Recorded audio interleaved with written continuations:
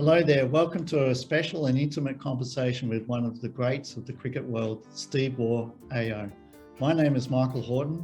I'm Executive Vice President and Country Manager, Australia and New Zealand at HCL Technologies.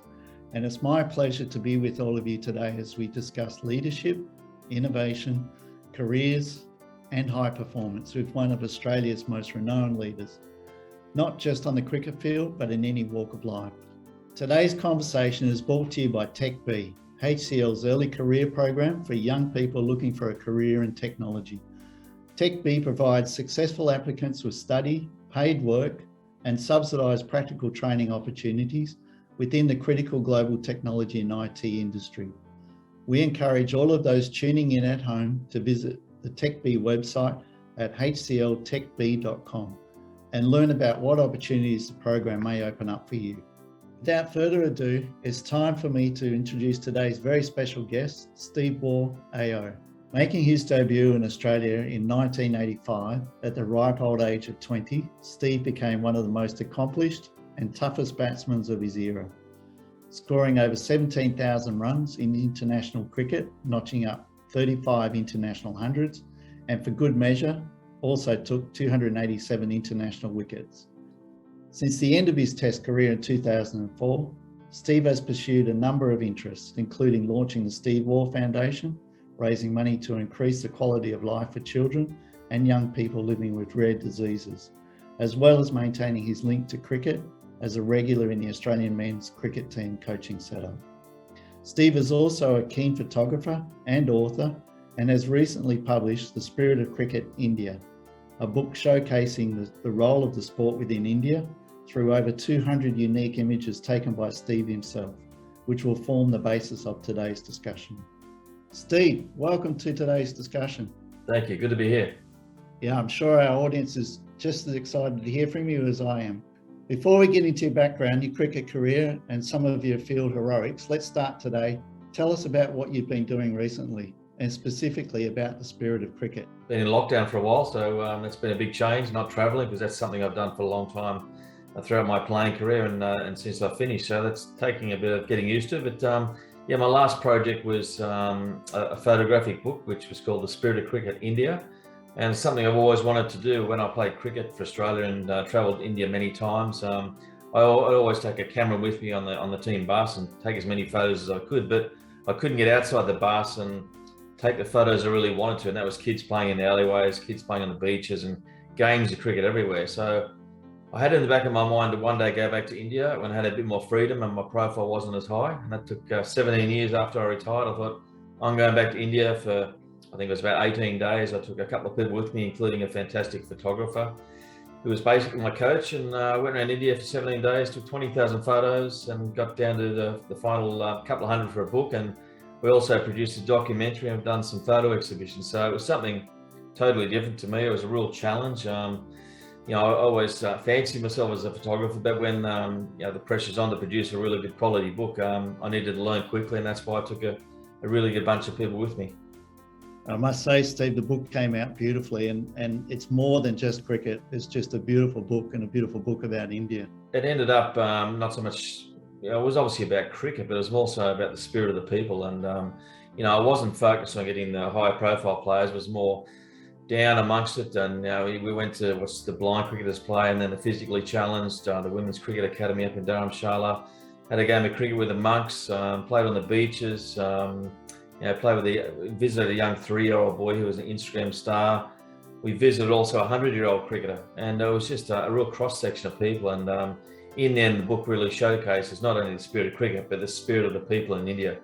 And they're very humble and friendly, and they love their sport, and it really unites the population. 1.4 billion people all have a love of cricket.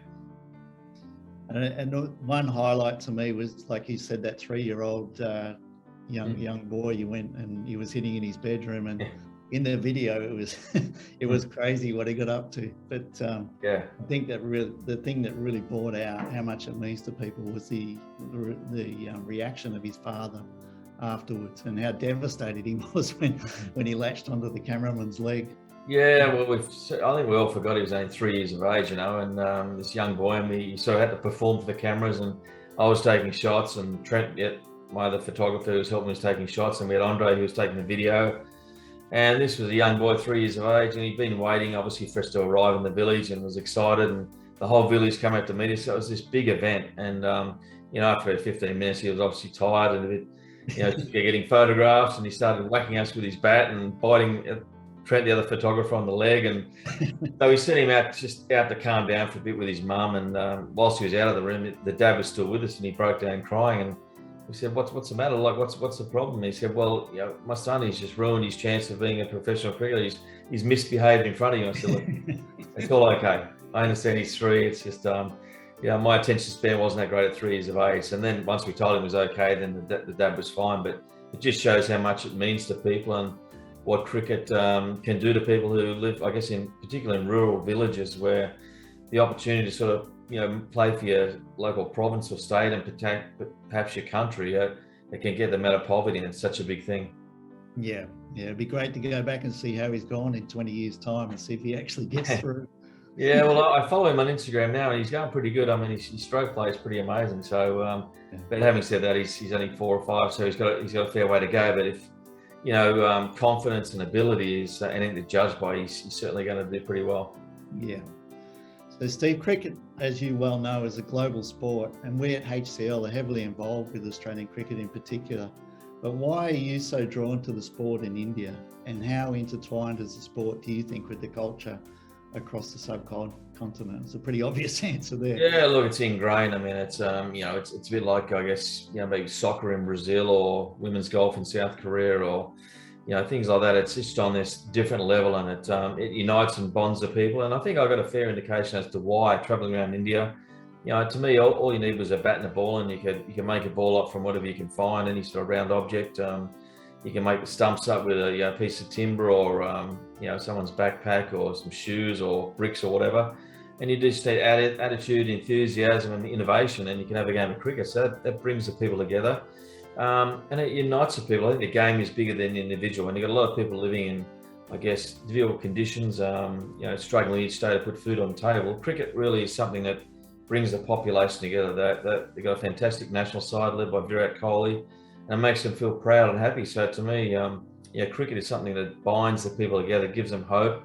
Steve, also in your book, there's a couple of photos of some older guys watering one of the pitches at Medan. Yeah. They probably, I can tell, they're likely not to still be playing cricket, and they're also probably doing the work voluntarily. Mm-hmm. So clearly still very passionate about the game. So how do you keep that passion alive? Yeah, that was really something that summed up the spirit of cricket. So I didn't want it to make about the top internationals, although I've got a photo of Sachin Tendulkar, which is one of my favourite photos in the book. But yeah, the first night we got there in Mumbai, I wanted to go down to the Oval Maidan, and that's where Sachin Tendulkar learned his craft as a young person. And on the weekends, these playing fields, they've actually got hundreds of, sometimes even thousands of games of cricket all going on, and there's balls flying everywhere. I'm not sure who's playing which game, but somehow it all seems to work. But each night there's pitches awarded and rolled, and as you say, they're probably local volunteers that who love their cricket, and each night look after and prepare the pitches so that on the weekends or the weekdays, all these thousands of cricketers can enjoy a game. And there's some really good pitches in amongst it, which are rolled play, and they get the heavy roller out and the water at night time, and you get the people sort of putting out the boundaries for the flags for the boundaries. And it reminds me of my childhood. We're playing cricket, and all the volunteers make the sport. They make it happen, because obviously you can't pay everybody to be involved, and you need people who are there purely for the love of the game. And that's something that was very evident at the Oval Maidan in Mumbai. Yep. No, fantastic insight, Steve. I might wind back a bit now, all the way back to the start. So today's session was brought to you by TechB, HCL's early career program, which aims to provide young people an opportunity in the tech sector. When you were a youngster, was cricket always going to be your future? So thinking of the people coming into IT, perhaps they weren't thinking about IT as a career. So how can you relate to that? Yeah, look, I must admit, I came from a sporting family. Mum and Dad were very good tennis players at a high level in junior tennis, and family of 4 boys in the western suburbs of Sydney. We had a good backyard and a front yard, and we played every type of sport, soccer, cricket, tennis, basketball, baseball, rugby league, rugby union, whatever we could get our hands on a ball, we'd play in the backyard. So for me, I must admit, I got through school okay. I was pretty good at writing and did some of my homework, not all the homework, because I was too obsessed with playing sports. So I had really a focus on being a professional soccer player or cricket player.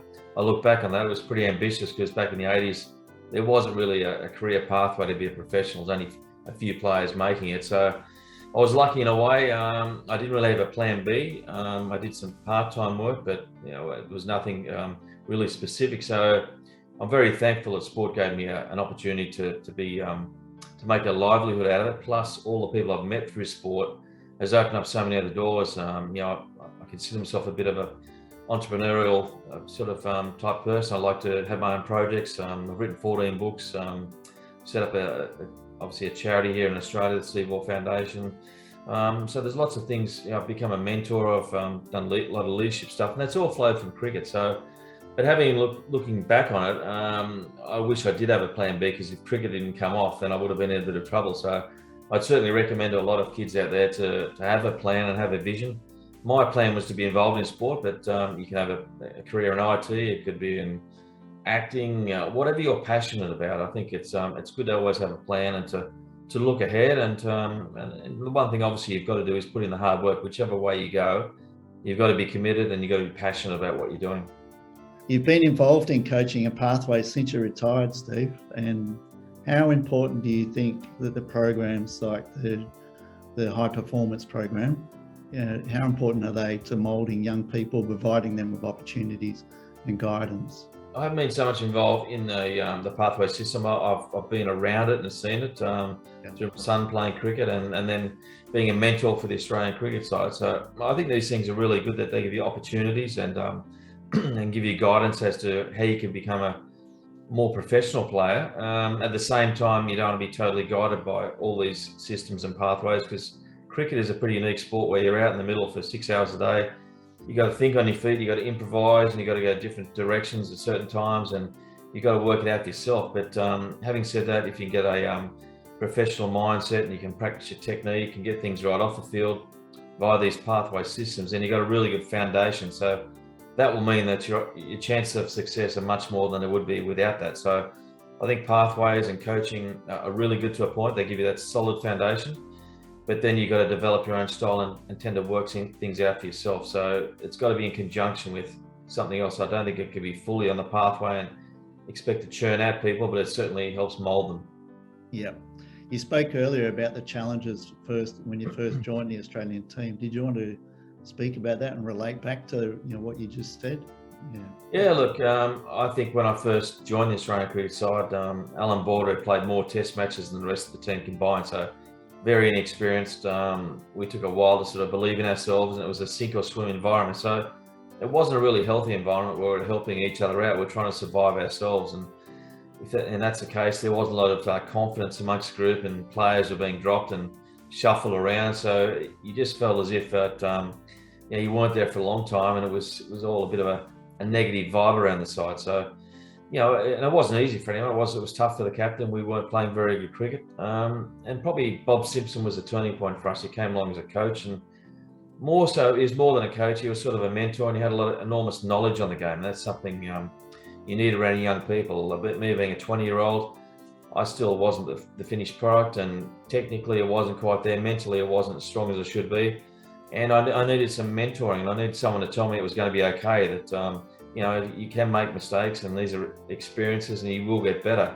You just got to trust yourself. But there wasn't anyone telling me that. So I look back, and the biggest gap we had was having mentors and people believing in what we're doing and giving us confidence. Because even if you're at the top level, you still need to have people that are positive and have a good attitude and give you confidence. So that was the biggest learning lesson from those tough years. And then when we became a really good side, it was making sure we never became complacent, and still encouraging each other, and still telling each other we were doing well, and not taking it for granted.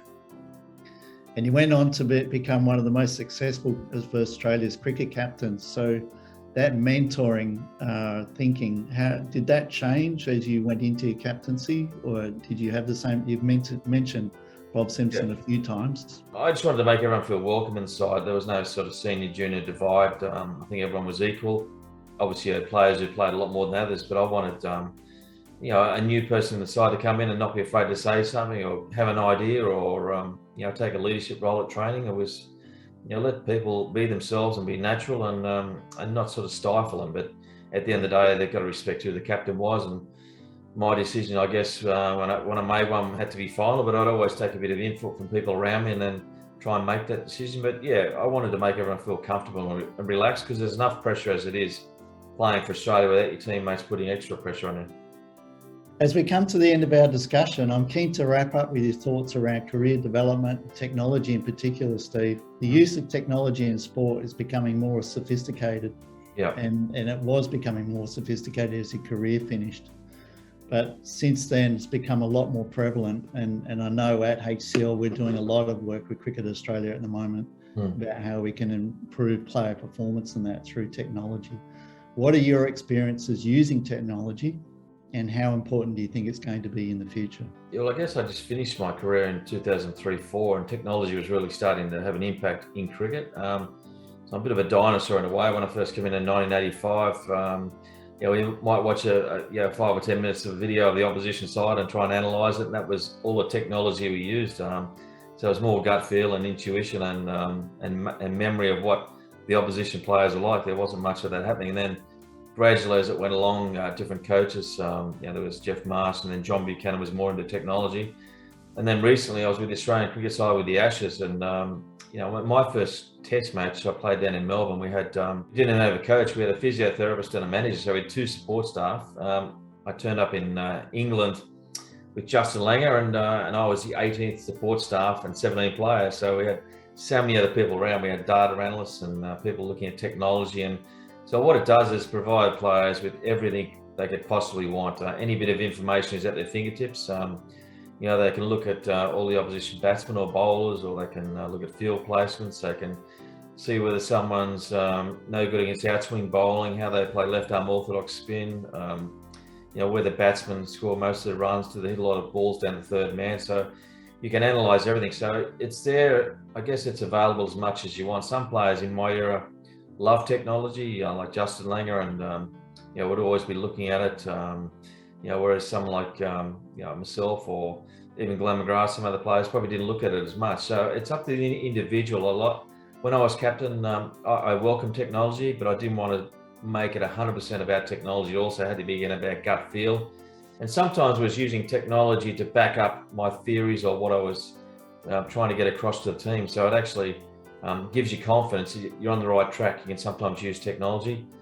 Obviously now from a playing point of view, you've got the umpires, but now you've got the third umpires, and they can tell whether it's LBW's been hit in line, whether you've snicked the ball on hotspot.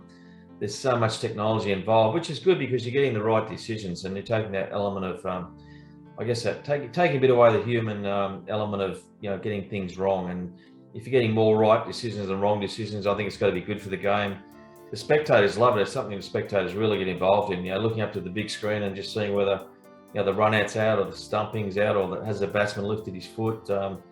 Is the ball missing the top of the legs, the top of the stumps, or just clipping the bail? So it's so exciting for the spectators now. They feel as if they're more involved in the game and they're part of the decision-making process. So technology has come a long way in sport and in cricket, and people expect it now, and I don't think there's any turning back, because you're getting more right decisions than wrong, and people are quite willing to have a look at the replays, and they can analyse and have a chat amongst themselves, and it creates a real talking point as well. No, I agree, and I think it really adds to the fan engagement in total. Yeah, no, for sure. For those young people in the audience today, what are your 2 or 3 key pieces of advice for a successful career? And is there anything that you'd like to say, Steve, to the young Steve Waugh, the 16-year-old Steve Waugh?